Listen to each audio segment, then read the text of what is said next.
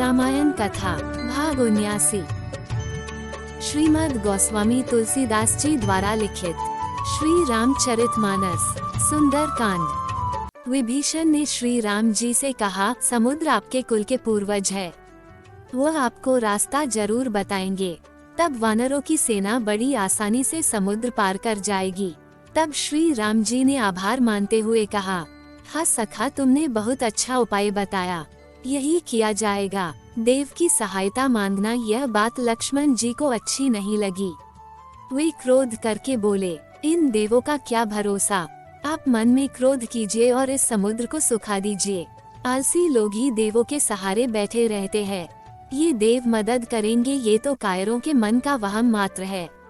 अपने मन को तसल्ली देने का उपाय, उनके भरोसे हम बैठे नहीं रह सकते। तब श्री रघुवर मुस्कुराकर बोले, ऐसा ही करेंगे, तुम चिंता ना करो। छोटे भाई को समझाकर श्री राम जी समुद्र के नजदीक गए। उन्होंने पहले सिर नवाकर समुद्र को प्रणाम किया, फिर किनारे पर कुश बिछाकर बैठ गए। इधर जो ही विभीषण जी श्री राम जी के पास गए, त्यों ही रावण ने उनके पीछे दूत भेज दिए। रावण के भेजे दूत ने कपट से वानरों का शरीर धारण कर लिया और सब लीलाएं देखी। वो कपट भाव भूलकर प्रभु की भक्ति करने लगे, पर वानरों को पता चल गया कि यह तो रावण के दूत है। तब वो उन सब को बांधकर सुग्रीव के पास ले गए। सुग्रीव ने आदेश दिया कि इन सब का अंग भंग करके वापस भेज दो। सुग्रीव का आदेश पाकर वानरों ने उन दूत को बहुत मारा। वह दया की भीख मांगने लगे, फिर भी वानरों ने उन्हें नहीं छोड़ा। तब दूतों ने पुकार कर कहा, जो हमारे नाक कान काटेगा उसे प्रभु श्री राम जी की सौगंध है।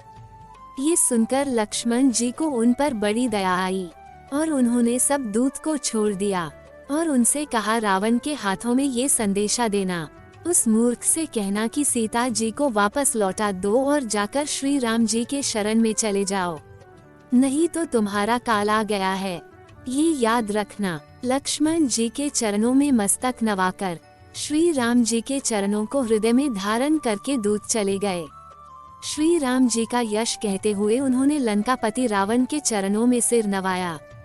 दशमुख रावण ने हंसते हुए पूछा, अरे शुक, अपनी कुशल क्यों नहीं कहता, मुझे उस विभीषण का समाचार सुना, अब उसकी मृत्यु निकट आ गई है।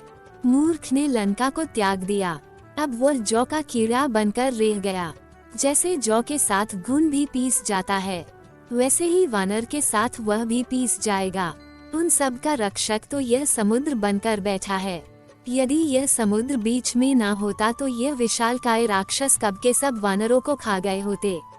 उन तपस्वी भाइयों के बारे में तो बता, उनसे तुम्हारे भेंट हुई कि नहीं, या फिर मेरा नाम सुनकर भय के मारे वहाँ से ही भाग गए। वह शत्रु सेना का बल और तेज तो बता, कुछ बोलते क्यों नहीं, ऐसे डरे हुए से क्यों खड़े हो, जल्दी से मुझे सूचना दो, क्या देखा वहाँ।